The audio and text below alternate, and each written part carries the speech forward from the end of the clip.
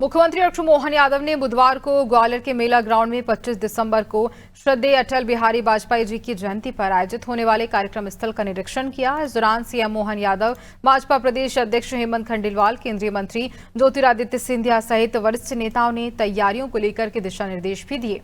CM doctor Mohan Yadav ने बताया, अटल जी के जन्म शताब्दी वर्ष में सरकार पूरे वर्ष को उद्योग वर्ष के रूप में मना रही है। देश विदेश में हुए रोड शो और इंडस्ट्री कॉन्क्लेव से जहां निवेशकों का भरोसा बढ़ा है और अब तक 6.5 लाख करोड़ के औद्योगिक कार्यों का भूमि पूजन लोकार्पण हो चुका है। उन्होंने कहा कि 25 दिसंबर को ग्वालियर में 2 लाख करोड़ के कार्यों का भूमि पूजन लोकार्पण होगा, जिसमें 25,000 लाभार्थी शामिल होंगे। ये कार्यक्रम अटल जी को सरकार की ओर से जहां श्रद्धांजलि भी है। सीएम ने कहा कि आने वाले समय में ग्वालियर सहित पूरे प्रदेश को निवेश और विकास की नई सौगातें मिलेंगी। लेकिन ये सही है कि जब व्यापार मेला हो रहा है यहाँ और स्वर्गीय माधवराव सिंधिया जी ने जब व्यापार मेले की शुरुआत की, ऐसे में व्यापार व्यवसाय के आधार पर हम अपने निवेश की बात जब देश के सामने रखते हैं तो उसकी गरिमा और गौरव बढ़ जाता है। व्यापार व्यवसाय उद्योग धंधे और ये व्यापार मेला ही होता है 25 तारीख से। ऐसे में अटल जी की जन्म शताब्दी के अवसर पर हमने पूरा वर्ष उद्योग और रोजगार वर्ष का मनाया था।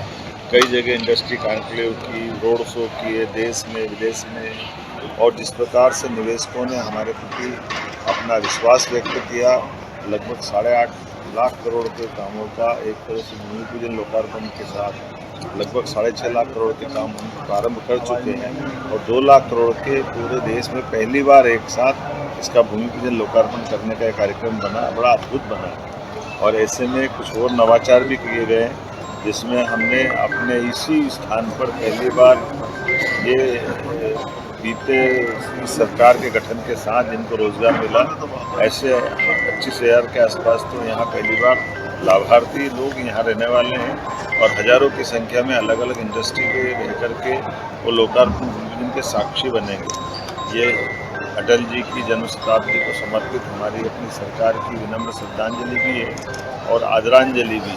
और खास करके आने वाले समय में ग्वालियर का बेल्ट हमारे लिए और आदर्श बनने वाला, जब टेलीकॉम सेक्टर सहित कई और सेक्टर में ग्वालियर को और सौगातें मिलेगी। पूरे प्रदेश में निवेश को लेकर के देश में एक अलग माहौल प्रदेश को लेकर बना है।